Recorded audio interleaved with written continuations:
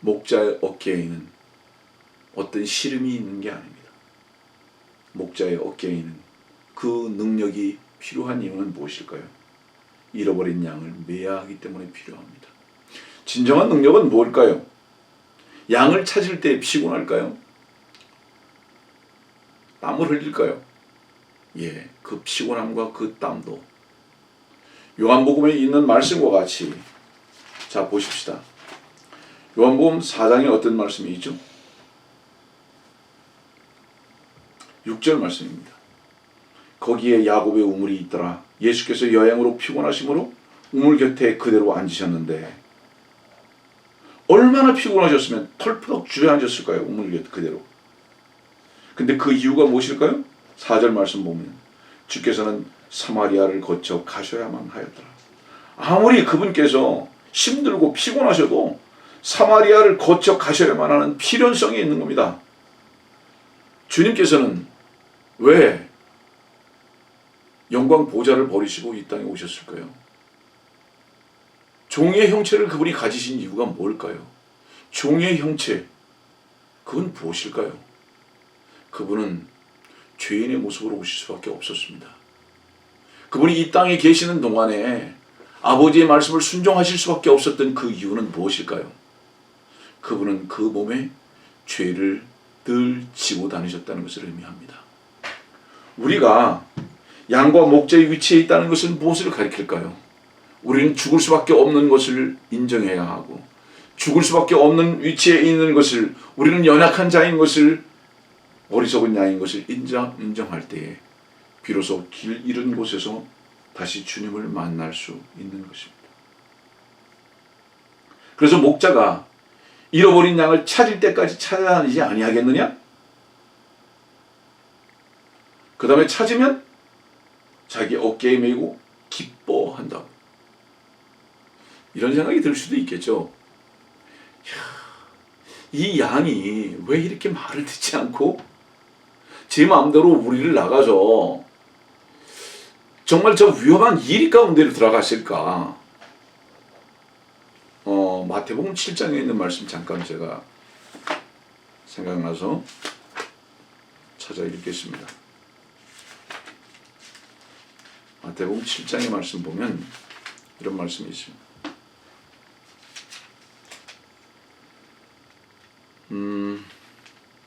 15절입니다. 거짓 선지자들을 조심하라. 그들은 양의 옷을 입고 너에게 나오거나 속은 약탈하는 일이 되리라. 너희는 그들의 열매로 그들을 알게 되리니 사람이 가시나무에서 포도를 또 엉겅퀴에서 무화과를 거둘 수 있겠느냐? 이와 같이 좋은 나무마다 좋은 열매를 맺고 나쁜 나무는 나쁜 열매를 맺느니라. 오늘의 이 말씀은 여기서 말씀하고 있는 열매는 행동을 가리키는 게 아닙니다. 말씀을 듣고 있는 사람이 만일에 구원받고 거듭난 하나님의 양이라면 당신을 복음으로 낳은 그 사람은 분명한 이리가 아니라 양이며 목자라는 것을 말씀하고 있는 것입니다. 말씀을 듣고 있는 당신이 만일에 진정 구원받고 거듭난 양이라면 당신에게 누가 무엇으로 낳느냐? 아까 사도 바울이 말씀하셨듯이 복음으로 낳은 자들이 분명합니다. 그러면 그 복음은 누가 전한 것이냐? 이리가 전한 게 아니에요. 양, 곧 목자가 전했습니다. 그렇기 때문에 말씀을 듣는 사람이 분명히 주의 말씀을 듣고 복음으로 말미암아 낳은 양이라면 당신을 낳은 자는 이리가 아니라 목자며 양이라는 것을 의미합니다. 자, 그러면 제가 이 마태복음 7장을 읽어드리는 이유가 뭐냐면 길을 잃어버려서 이리의 위치로 양의 우리를 떠나서 이리의 위치 가운데에 만일에 빠져버렸다면 그 증거는 무엇일까요? 그 증거는 목자도 해하고 양도 해하려고 할 것입니다. 여러분들, 이리는 목자를 향해서 양을 향해서 뭐라고 얘기할까요? 저 목자는 목자가 아니라고, 거짓 선지자라고, 이리라고 분명히 그렇게 말할 것입니다. 이유가 무엇일까요? 그래야 자기 자신을 감출 수 있기 때문입니다. 그러나 다시 한번 말씀드리지만 성경으로 질문하고 성경으로 답변하십시오. 어떤 사람이 성경 안에서 답을 찾을 수 있을까요?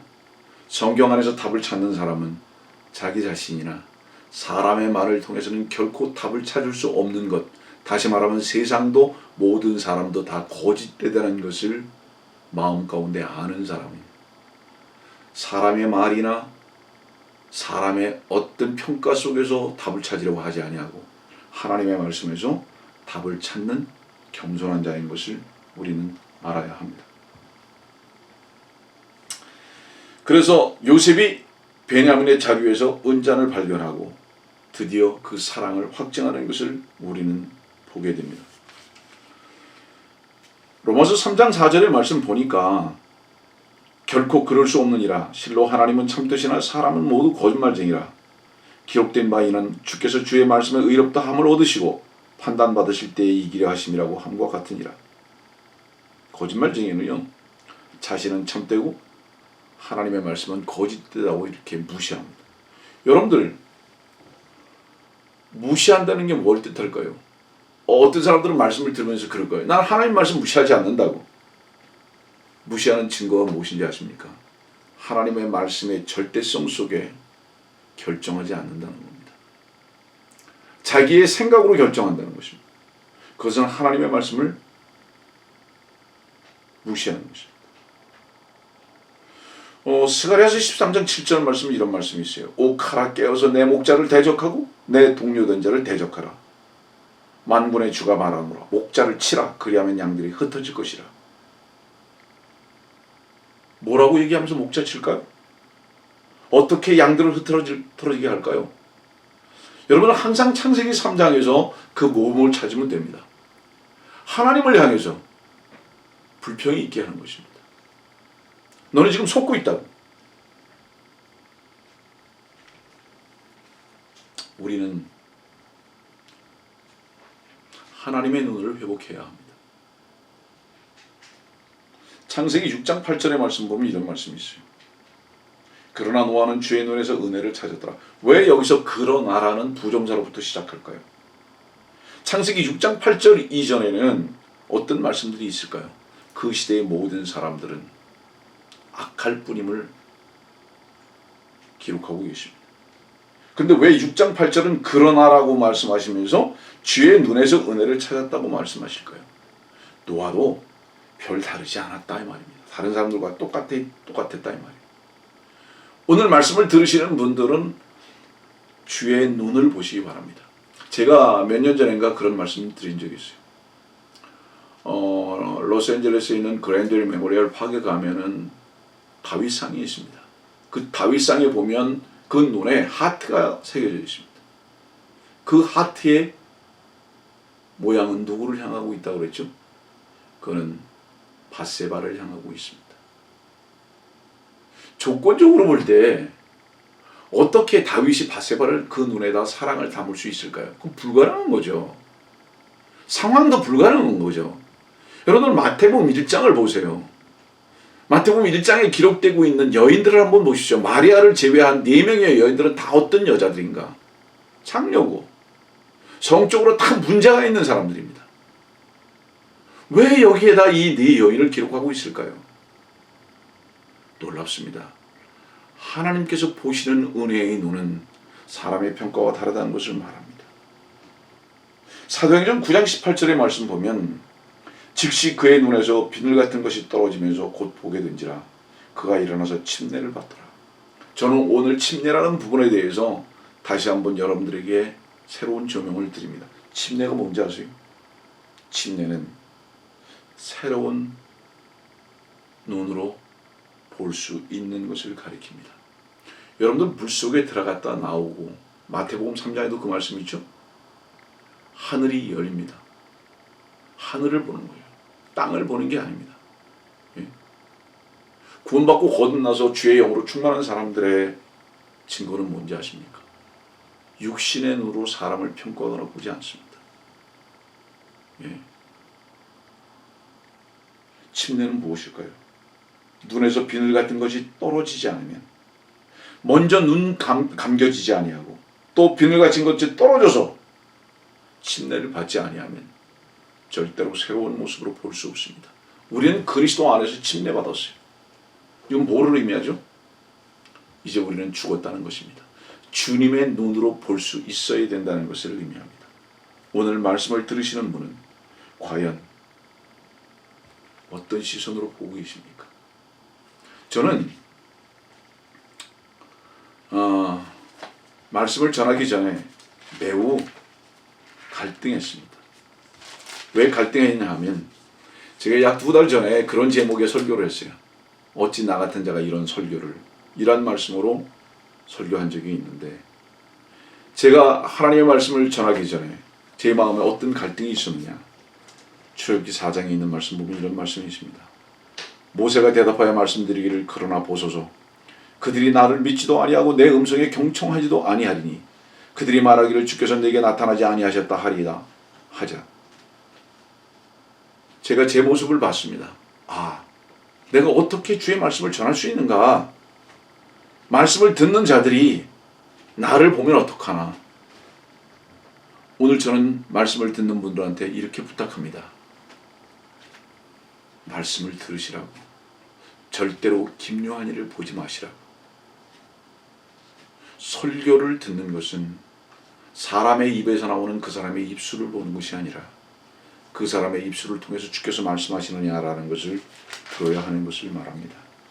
그래서 저는 말씀을 전하기 전에 제가 참 고민스러웠습니다. 내가 어떻게 말씀을 전한가? 출애굽기 4장 11절은 또 이렇게 말씀하십니다. 주께서 그에게 말씀하시기를 누가 사람의 입을 만들었느냐? 누가 봉오리와 김오리와 보는 자와 눈먼 자를 만들었느냐? 나 주가 한 것이 아니냐? 이 말씀을 제가 보면서 내 입술이 나의 것인가? 그러나 또 한 가지 갈등이 생겼어요. 출애굽기 6장 30절의 말씀 보면 모세가 주 앞에서 말씀드리기를 보소서 나는 할례받지 못한 입을 가진 자인데, 이사야서 6장 5절에 보면 이사야가 그렇게 말합니다. 내가 불결한 입술을 가진 사람이라고. 할례받지 못한 입. 주님 혹시 변명하면 어떻습니까? 어떡합니까? 주의 말씀을 바로 전하지 못하고 이 입술이 할례받지 못한 입술인 게 분명한데, 아직도 육신적인 거 분명한데 어떻게 합니까? 염려가 많았습니다. 어떻게 내가 하나님의 말씀을 전할 수 있나? 그래서 하나님과 싸웠습니다. 다퉜어요.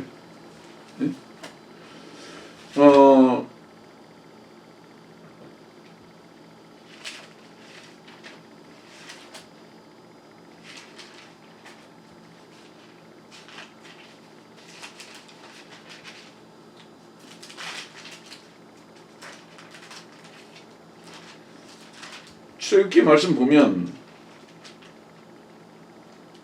모세가 하나님께 일 따집니다. 내가 어떻게 가느냐고 그에게. 내가 누구기에. 출애굽기 3장 11절 말씀인데요. 내가 누구기에 파라오에게 가며. 근데 14절 말씀 보니까 나는 곧 나니라 이렇게 말씀하시거든요. 이 말씀은 무엇을 말씀하실까요? 너가 가는 게 아니라고, 내가 간다고. 저는 예전부터 이 말씀을 그렇게 자주 전했습니다만, 그러나 제가 저의 연약함에 발견됐을 때 저는 초라한 자였습니다. 어떻게 내가 말씀 전하냐고. 저는 2달 전에 꼭 예언자적 설교 같은 설교를 했어요. 제가 어떻게 이런 말씀을 전하냐고. 저는 아무 근거가 없습니다. 좀 두렵습니다. 그러나 저는 나는 곧 나니라고 말씀하신 주께서 내 안에 주가 되신 것을 믿습니다. 아직도 내 입술은 할례받지 못했고 나는 주 앞에 설 수 없는 어리석은 자지만 주님께서 제 입술에 말씀을 주시는 한 말씀을 전할 수밖에 없다는 것을 저는 여러분들에게 고백할 수밖에 없습니다.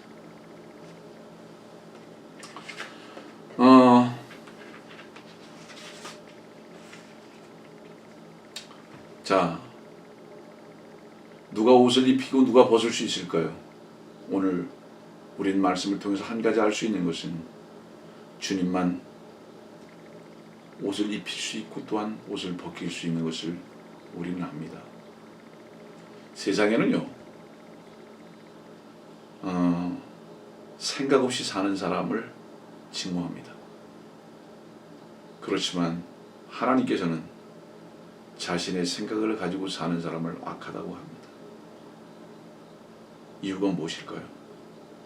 그 사람의 생각은 악한 자가 심어놓은 씨이기 때문에 그렇습니다. 그래서 고린도전서 11장 10절에는 머리 위에 고린도전서 11장 10절 말씀 한번 보겠습니다. 이런 까닭에 여자는 천사들로 인하여 머리 위에 권위를 두어야 하리라. 저는 지금 말씀을 전하면서 참 감사하게도 제 머리 위에 권위가 주께서 되심을 여러분들 앞에 고백하고 감사를 드립니다.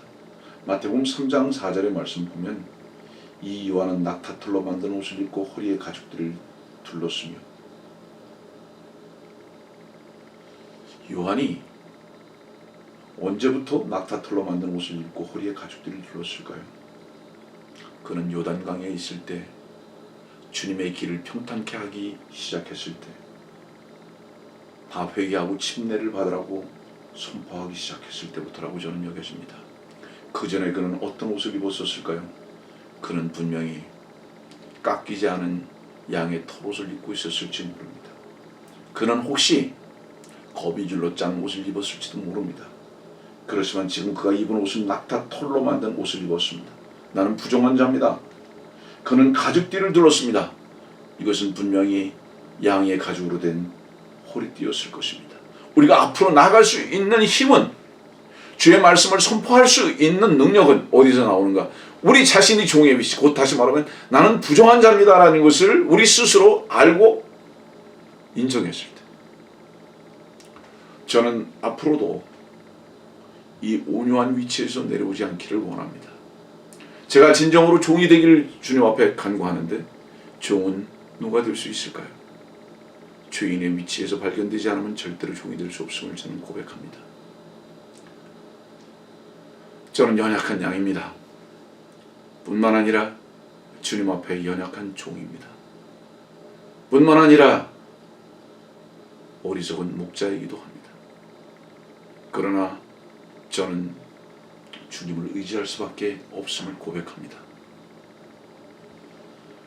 저는 털이 깎였고 대신에 낙타털로 만든 옷을 입었지만 주의 말씀을 전할 수 있음에 감사를 드립니다. 시편 35편 13절 말씀을 보면 그러나 나로 말하면 그들이 병들었을 때 내 옷은 굵은 베옷이었고 내가 금식함으로 내 혼을 겸비케 하였으나 내 기도가 내 가슴으로 되돌아왔나이다. 주님은 굵은 베옷을 입으셨습니다. 누가복음 2장이죠. 그분은 왜 구유에 누우셨을까요?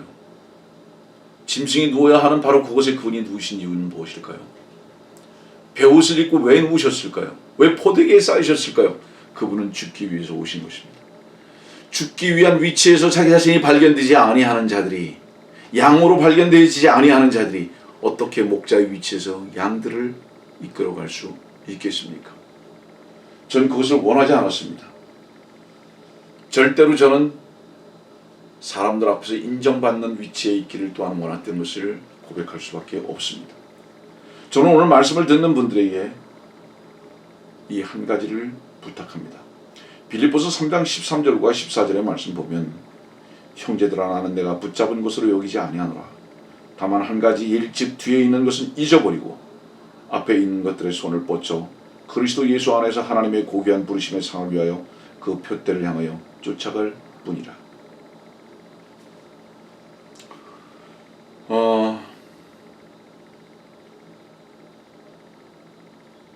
여러분들이 태양을 본다면, 다시 말하면 주님을 본다면 상황을 보는 눈은 눈멀게 될 것입니다. 주님의 소망을 본다면 여러분들의 미움과 징후의 터널은 벗어나야 할 것입니다. 용서를 하지 않고 사랑의 길을 걸을 수는 없습니다. 말씀을 듣는 분들한테 저는 이렇게 권면합니다. 지난 날을 청산하고 잊지 않고 앞으로 나갈 수는 없습니다. 과거에 집착하는 것은 내일까지 구렁텅이에 집어넣는 어리석은 것입니다. 우리의 싸움은 에베소 6장에 있는 말씀과 같이 혈과 육에 대한 것은 아닙니다. 우리 모두는 주님의 사랑으로 서로 사랑하고 축복해야 할 자들인 것을 우리는 압니다. 저는 오늘 이 시간 한 가지 감사할 수 있는 것은 주님을 사랑하기 때문에 또한 양들을 사랑할 수 있다는 것입니다. 참 주의 종이 되게 하시는 주님의 사랑의 막대기가 저를 치셨지만 저는 양들을 사랑하고 또한 주님을 사랑하는 것을 고백합니다. 제가 살고 있는 곳에는 지금 목련이 만개했습니다. 어떤 곳에는 영하가 30도가 되는 그러한 곳도 있습니다. 같은 미국인데도 그렇습니다. 우리가 그리스도 안에서 있다고 하면서 주님 안에서의 그 따뜻한 사랑으로 서로 사랑을 나누지 못한다면, 차가운 동토와 같은 곳에 있다면 거기에서는 절대로 생명이 역사할 수 없다는 것을 우리는 믿어야 할 것입니다. 목자의 자격이 무엇일까요? 목자의 자격은 잘 먹이는 것입니다. 생명의 말씀을 전하는 것이죠. 목자의 자격은 무엇일까요? 잘 인도하는 것입니다. 주의 말씀 잘 전하는 것이죠. 또 목자의 자격은 무엇일까요? 잘 지키는 것입니다. 이단 교리로부터 지키는 것이고 이리로부터 지키는 것입니다. 그러나 무엇보다도 목자는 무엇을 잘해야 할까요? 그 양들을 잘 산제물로 하나님께 드려야 합니다. 양을 사랑하는 것은 무엇일까요? 그 양이 원하고 필요로 하고 요구하는 대로 데리고 가는 것이 아니라 오히려 출애굽기 3장에 있는 말씀과 같이 호렙산 십자가로 데리고 간다는 것을 우리는 알아야 하는 것입니다. 마지막으로 말씀 디모데후서 4장에 있는 말씀을 읽고 마치겠습니다.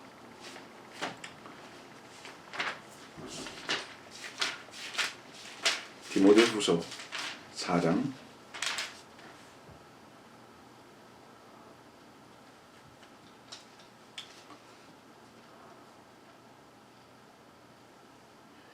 5절입니다. 그러나 너는 모든 일에 정신을 차리고 고난을 견디며 전도자의 일을 하고 네 직무를 완수하라. 말씀을 들으시는 여러분들, 주님의 사랑을 회복하시기를 간절히 바랍니다.